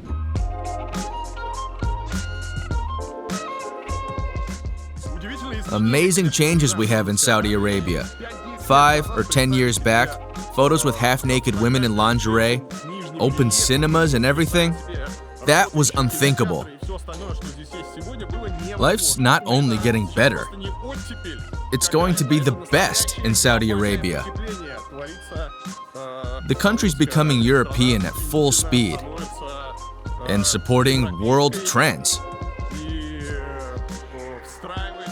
Amazing changes. Unique changes. Here are the cinemas. Everything looks nice and modern. They have IMAX. Which movies are here? Wow, looks like, yes, all Hollywood movies. Premieres. I'm not sure about the movies in European cinemas, but it looks like they have them here. Barbie's not here. No Barbie. But look, here's The Exorcist. I think it really contradicts with... It's a horror. It's clearly not Islamic, but they still show it. Like any other European cinema. Most movies are in English, with Arabic subtitles. Let's see how much the ticket is. Yes, I'm older than 18. The tickets are 45 rials for a standard one, and 55 for a premium view. Some locals claim movies still lack sensitive content, like naked girls are still blurred. My friends, speaking of restrictions and severe rules, as you know, the conservative part of Russian society has struggled with Halloween lately. They say that the feast is devilish and irrelevant for our Orthodox culture, and we don't need it. Russians don't need Halloween. And here, in Riyadh, they say, Happy Halloween, and put up a pumpkin. Speaking about traditional ties, soon, Russia will have more restrictions than Saudi Arabia. They are fine with Halloween here. One more latitude, women are allowed to drive now. The King's Decree entered into force in 2018. For a long time, the country was the only one in the world with this restriction. According to the Times, women protesting against it were imprisoned. Lots of women drive now. Driving schools are packed full. Since 2018, women have driven cars. After that, cinemas reopened. My husband's friends say I arrived at the very moment when life started getting better. Yes. But driving along Arabian roads is awful. No one gives you way. No one uses turn signals. Everyone is in a hurry and drives the rest crazy, although the driving fines are rather high. You're getting your license now, aren't you? Yeah. You'll be one of the few women who used the Latitude first. You'll drive a car, and what about the fines? The fines are very high. They have a 24-point system. Say, you get 24 points for drifting, and they take away your license for a year. Not a good country for drifting, right? Right. The first fine is 20,000 rials, if I'm not mistaken. For drifting? For drifting. All right, what's next? 18 points for red light running, I think. The fines are really high. Some are thousands, some are hundreds of rials. The fines are significant. If they can make 5 lanes out of a 3-lane road, they'll fucking do it. If they can use the roadside, they'll do it. It seems we're not in the fucking capital of Saudi Arabia, but in Moscow, driving out of the shitty town on a Friday fucking night. Along the road for motherfucking jerks who use the roadside and stuff. Local drivers don't care about the high fines. Get ready for my curse attack. 90 fucking minutes from the airport. One hell of a road here. They drive like shit. They're driving this close to you. They'd never give you away. Most cars look like rusty shit. I don't know where the hell they get them. There are some expensive cars too. Rolls-Royce, Mercedes. Some have fancy plates with only one symbol. It would seem a Rolls-Royce is driving along with someone important inside. But no one gives a shit. Migrant cars cut it off, overtake it, honk at it like this, drive fucking faster. I rented a car. Why the fuck did I do it? Well, I had no choice. 41 plus degrees Celsius. Impossible to stay outside. No public transport here. I don't know anything about fucking taxi service. How do you use it here? Taxi cars get stuck in traffic jams too. One hell of a drive. Where are my bloody sedatives? I need them right now. In the Arabian Emirates, it was completely different. Say, in Dubai, driving feels good. Here are cutters and bloody racers all over. Jerks parking right where they want. No one cares about the speed limit. No one cares about the regulations either. They violate them right in front of the police. I just can't get it. I get it, you should have nerves of steel to deal with it. I don't have any. Fucking shit. The local traffic police officers are guarding some of the exits. They're stopping the drivers who turn there from the middle lanes. You can turn there using one lane only. And of course, they stop on that very lane. They block the lane completely to deal with the offenders. And everyone has to stop and wait too. I have no idea what they're thinking. A land of mystery. Why is the traffic so awful here? They race away, cut each other off, never give anyone way. Yeah, most cars look like shit. How come? Some have no headlamps, or fenders falling off, or like cartwheels attached to their cars. How do they even drive such cars? Speaking of traffic jams and bad roads, lots of drivers are migrant workers here. From Yemen, African countries, or Pakistan. How do you think they get their license? They don't pass exams or anything. If you're a man, here's your license. They have no idea of driving regulations and drive as they want. They break the rules and disturb the whole traffic. Are there fines? Yes, and they are extremely high. Bangladeshis and other migrant workers are to blame for the traffic collapse. There are plenty of them in Saudi Arabia. According to 2020 data, there are more than 13 million migrant workers here, with a total population amounting to 36 million. Most of them arrive from India, Bangladesh, Egypt, Syria, and Yemen. Who are those people? Are they... They're migrant workers. From where? Would you ask him where he's from? Are they migrant workers? Yes. What do locals think about them? I'd say, what would they do without them? They understand those people do everything for them. Are there many of them here? Yeah, a lot.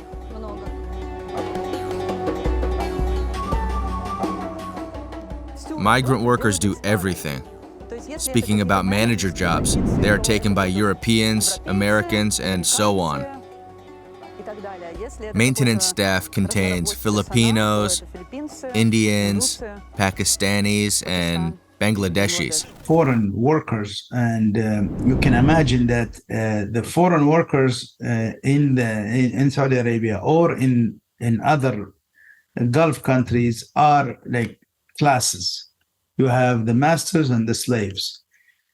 If you're American or European, you are in the master class, and if you are in the Indian, Nepalese, or Bengali, you are in the slave class. And if you are in the slave class, you have very little rights. The abuse is great. If you are African, that's the same thing. Most migrants work as cleaners, housekeepers, or builders. Their salaries are low, from $400 to $1,000 a month. Daria says it's around 6 to 8 times lower than that of the office, stores, and catering workers. You said you were here to earn money. Are the salaries here higher than, say, Dubai or Europe? Speaking about your job over here? Well, let's see. Right now, I earn $6,000. In Dubai, the same job would bring me $4,000 or $4,500 if I were lucky. But it's almost impossible to rent an apartment there. So it's like half as much. Speaking of Russia, the same job would bring me around 200,000 rubles. An interesting point, by the way. They have a passport ranking here. Depending on your passport, your salary will either be higher or lower. The highest salary goes to people from North America, Europe, and South America. The next level is taken by the CIS countries, meaning us. Our salaries are about 50% or 2 times lower. It depends. The lowest paid workers come from the Philippines, India, Bangladesh, and Pakistan. Hold on, you mean a Russian's and American salaries would differ at the same position? Yes, they'll get different salaries at the same position. Say if someone from America or New Zealand got my job, their salary would be around $10,000 or $11,000. What are the sticks for? For teeth cleaning. Ask him where he's from. He's Saudi. Has he done it all his life? Why is he in the trade? All his life, yes. How much does he earn a month with those sticks? From 1,000 to 2,000 rials, depending on a month? A month. Can you manage with this money here? Well, you can actually. It depends on your lifestyle. If he lives alone, then it's possible. The government helps those with low income. In Riyadh, there are several stores with Syrian goods. Let's see what they have here. Let's find out what Syria exports to Saudi Arabia. Here's the real world, not a luxurious one, but the taste is the same as in the luxurious one. Here are the fruit displays. No way. Is it closed? The Syrian store is closed, but it looks nice. Hold on, is it open? Is it in here? Okay. Syrian again, yes. Here's ketchup. It really is a Syrian grocery store. Oil, pomegranate juice. Finally, let's have a look at the country's historical heritage. Not far from the capital city, there's the ancient Diriyah city. Back then, it was the capital of the first Saudi state. In the 19th century, the city was destroyed, and later, the capital was moved to nearby Riyadh. The historical city is partly restored now. The city district At-Turaif was declared a UNESCO World Heritage Site. We're in a historical park now. You have to buy a ticket to enter it. It's 50 rials. But for some reason, the bank payment wouldn't work. We tried several times with various bank cards. It just wouldn't work. But the kind people working here said, "It's okay, go ahead for free. You'll pay next time, don't worry." Check it out, my friends. I thought that was a snake crawling up a palm tree. Here, what do you think it is? From a distance, it looks like a really long snake. In fact, it's a security camera up there. And the braided case contains its cables. That's a way to put cameras up in the palms. I've never seen anything like this before. We're coming up to the restored old city. I guess all these guards won't let me use my camera. Plenty of restaurants and cafes in here. We're in search of something historical. Wow. Oh my. Let's have a look at the excavation. Check out the illumination. Those are ancient walls. Amazing place they have here. The work extent is impressive. An enormous area is restored, renovated, and reconstructed. I can't even estimate the grandeur they have here, but I bet the investment sum was huge. During the 15 minutes I spent in the historical area, the guards addressed me 3 times about my camera. In general, cameras are allowed here. When you ask for a video or photo permission, they allow it. But then you go further and someone else comes up to you, starts asking you and calling someone. As I see, they are concerned about the reason you are shooting for. If you shoot for ads or for some media reasons, then you must have a permission. But if you say you're a tourist making a private YouTube video, then it's fine with them. But they still have concerns, so I'm trying to look exactly like a tourist. I bought a cup of coffee and occupied one of the main tourist attractions, mix with a crowd, and get less questions.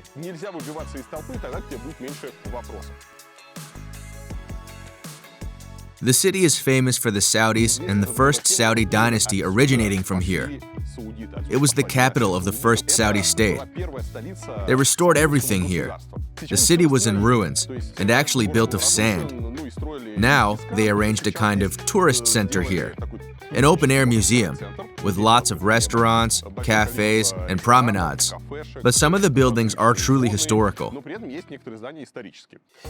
I had a look at some of Daraya's history in the local museum. Parts of historical walls are hidden behind the glass. Everything looks nice. They mixed great and delicate modern architecture with excavated and restored historical items. Some ancient books are presented here. Historical items are covered with glass all over. As a result, you stay in close contact with history. Here are historical clothes. One more great point, they provide water for everyone. You can get it anywhere, for free.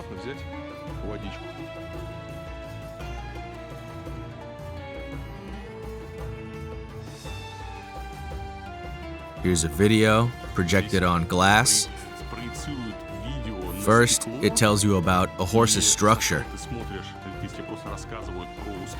When the video ends, you realize it's transparent glass with a horse skeleton behind it. You'll see it afterwards.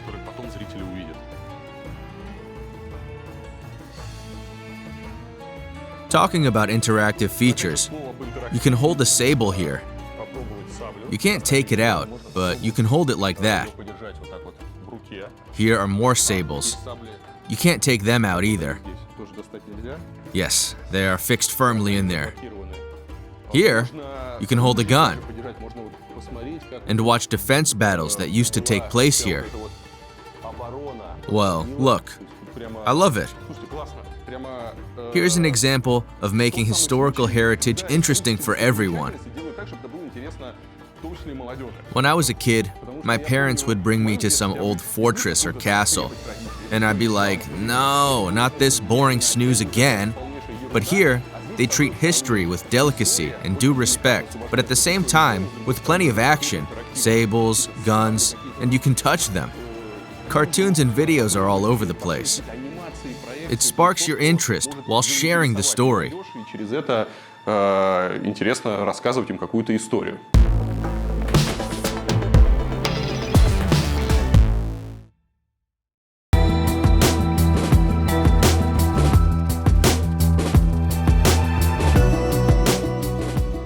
I'll tell you a bit of my impressions about Saudi Arabia while driving to the airport. You already know I've been here several times, and I'm able to notice all the changes. The country is definitely changing. I've got mixed feelings about that. Back then, Saudi Arabia had its own reputation and its own special vibe. It was a country with medieval restrictions and public executions, a religious and severe country. And that was what attracted me most. It was complicated to enter, and that was interesting. With our global world, with everything looking similar, unique and distinctive countries are always the most interesting ones. And Saudi Arabia is currently losing its distinctiveness. It sure feels good for tourists, locals, and foreign workers. But for us, the foreign culture explorers, Saudi Arabia keeps getting less and less interesting. It also keeps getting calmer. No one insists on following religious restrictions anymore, and Saudi Arabia keeps changing. Back then, they had tons of money, sold their oil, and didn't really care about things going on in their country. Now, they want to become a global center like Dubai, a center of finance and tourism. They want to be discussed. They want people to arrive and marvel at their wonders. Everything takes a long time here. That's not a unique Saudi Arabia problem. It's a distinctive feature of many Middle East countries. Those who work here know that the locals are never in a hurry. They prefer to chill out and enjoy themselves, sipping coffee and smoking hookah. And they're like, tomorrow, inshallah. We'll do it tomorrow, or not, or maybe later. Today, when you listen to their promises to build something great, and you look at all the figures, you better treat them with care. The deadlines will most likely be failed. What then? Riyadh. Riyadh is very dusty and hot. Outside, you feel the sun is literally drying you out. The city is very dry, and you are constantly thirsty and can't drink enough. Your skin is like a desert with sand getting inside. It's complicated ecology-wise and comfort-wise, especially after some rainy European area or after rainy Russia. When you arrive here, it's hard climate-wise. The traffic is just awful. I can't get the reason for it.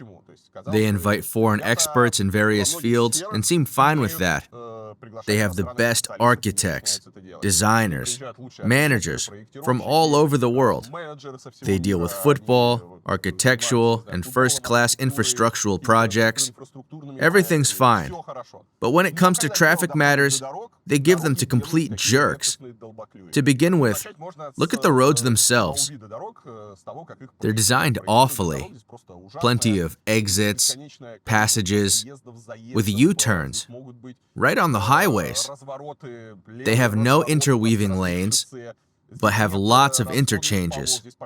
You keep getting stuck in traffic jams because the number of lanes keeps changing. You have 5 lanes. The next moment, there are 3 or 2 of them. The next point is that the locals drive badly. Apart from the Saudis themselves, there are plenty of migrant workers and foreigners here. Everyone has their own manner and habits of driving. If you have no car, then it's a completely different story. Riyadh is not fit for people on foot today. There are no pavements, no public transport.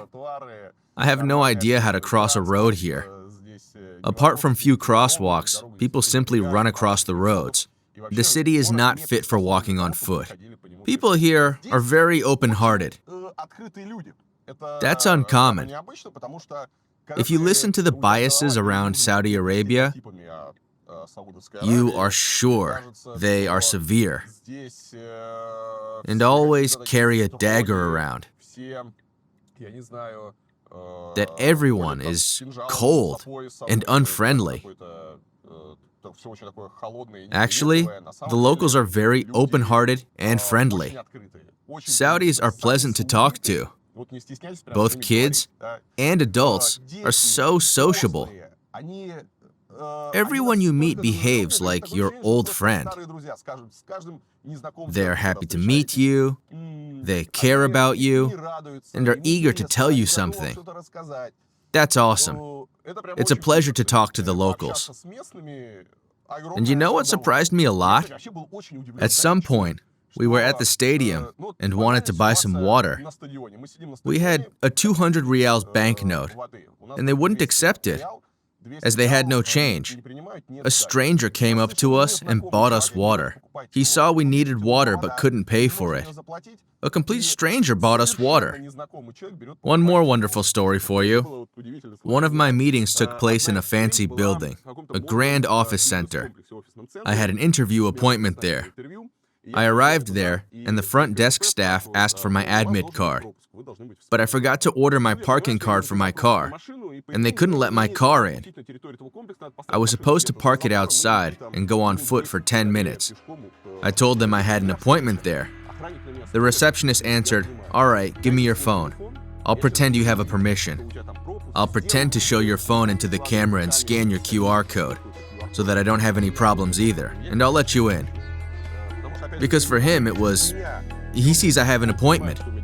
He believes my words, he trusts me, and he did let me in. I have lots of stories with someone letting me in or buying something for me. But as soon as you start driving, the marvelous Eastern fairy tale comes to an end. If you enjoyed this video, don't forget to like it, leave a comment below, and subscribe to my channel. Please post this video on Reddit, and share the link to your friends via WhatsApp.